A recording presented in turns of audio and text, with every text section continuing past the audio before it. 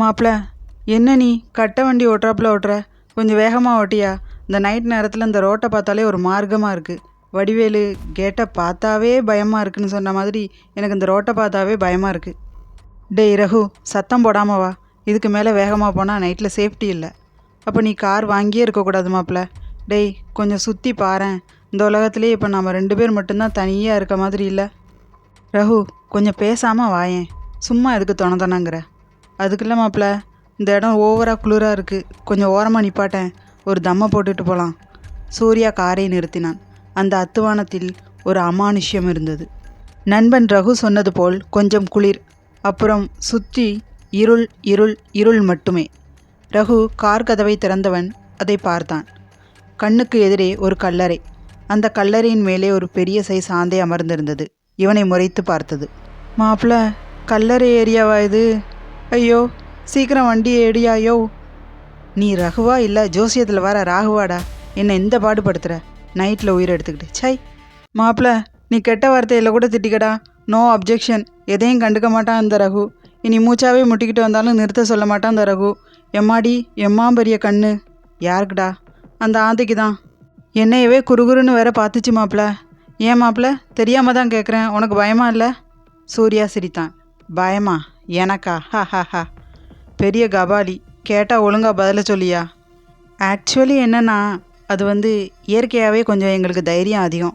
நாங்கள் ஃபேமிலியே அப்படி. மாப்பிள்ள, சிரிப்பே வரல. தைரியம்னா என்ன தெரியுமா? பயம் இல்லாத மாதிரி நடிக்கிறது அப்படின்னு யார் சொன்னது?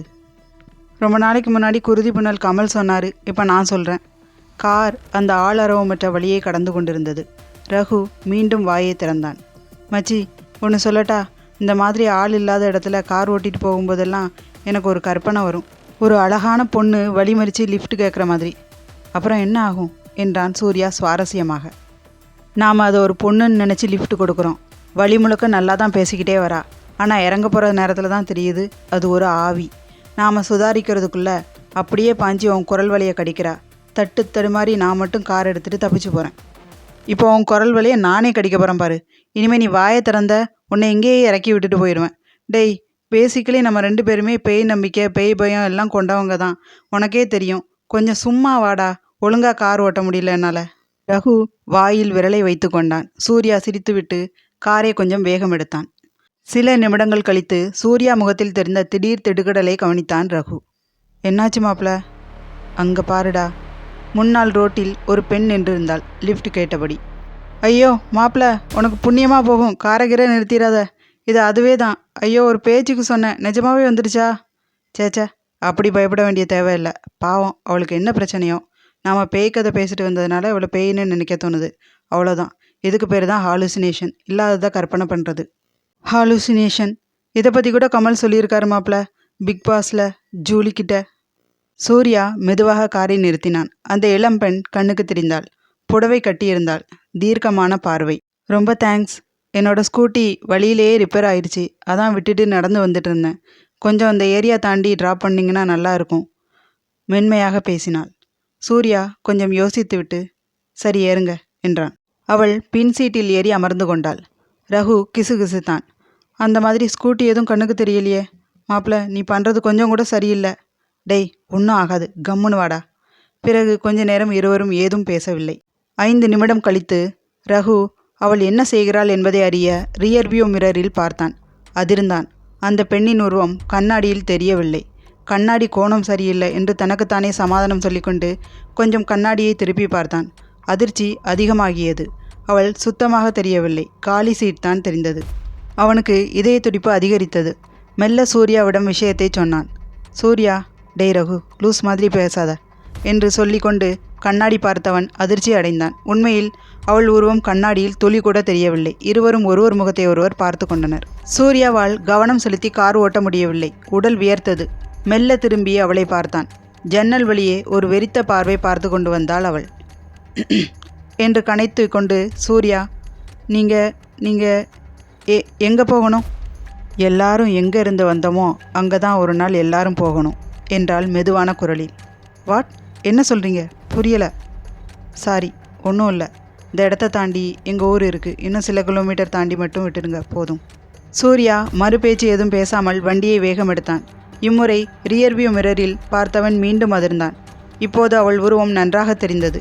இது என்ன விசித்திரம்? ஹாலுசினேஷன் 2 பேருக்கும் ஒரே நேரத்தில் வர வாய்ப்புண்டா? பக்கத்தில் ரகுவை பார்த்தான். அவன் எச்சிலை விழுங்கி கொண்டு அமர்ந்திருந்ததை பார்த்ததும் இந்த திகில் சூழலிலும் சிரிப்பு வருவதை தவிர்க்க முடியவில்லை சூர்யாவுக்கு. அவள் தொடர்ந்து ஜன்னலில் வேடிக்கை பார்த்து வந்தவள், எத்தனை பேர் தூங்குறாங்கல்ல என்றாள். அவள் காட்டிய இடத்தில் வரிசையாக கல்லறைகள் கடந்து சென்றன. யார் இந்த பெண்? இருவருக்கும் என்ன சொல்வது என்று புரியவில்லை. அவங்களுக்கெல்லாம் இனி நம்மளை மாதிரி எந்த கவலையும் மன அழுத்தமும் இல்லை இல்லையா ரகு என்றாள். ஹலோ, என் பேர் எப்படிங்க தெரியும் உங்களுக்கு? நான் மனதை பிடிக்கும் ஆற்றல் கொண்டவள். ரகு அதிர்ந்து, என்னது என்றான். அது உங்கள் நண்பர் சொல்லும்போது உங்கள் பேரை கேட்டேன். மாப்பிள்ள, தயவு செஞ்சு ஆக்சிலேட்டரை கொஞ்சம் வேகமாக அழுத்து மாப்பிள்ள. கிசு தான். நைட்டில் ரொம்ப வேகம் போனால் சேஃப்டி இல்லை மச்சி. அடேய், சேஃப்டிக்கு பிறந்தவனே, இப்போ நீ ஸ்லோவாக போனாதாண்டா நமக்கு சேஃப்டி இல்லை. சிறிது நேரம் கழித்து பின்னாடி இருந்து ஏதோ சத்தம் வந்தது, பச்சக் பச்சக் என்று. திரும்பி பார்த்த ரகு பயத்தில் உறைந்தான். அவள் தனது கையை வாயில் கொண்டு போய் எதையோ சப்பி கொண்டிருந்தாள். உற்று பார்த்தபோது கையில் ரத்தம் இருந்தது தெரிந்தது. எனக்கு ரொம்ப பிடிக்கும் என்று சொன்னவள், அதனால தான் பாக்கெட்டில் எப்போவுமே கூடவே வச்சிருப்பேன் என்று சொல்லிவிட்டு வாட்டர் பாக்கெட் போல எதையோ ஒன்றை எடுத்து கடித்து உறிஞ்சி குடிக்க தொடங்கினாள். ஆனால் பாக்கெட்டில் வாட்டருக்கு பதில் கருஞ்சிவப்பில். ரத்தம் மாப்பிள்ள, ரத்தம் என்றான் ரகு. சூர்யா பயத்தில் காரை அதன் உச்சபட்ச வேகத்தில் செலுத்தினான்.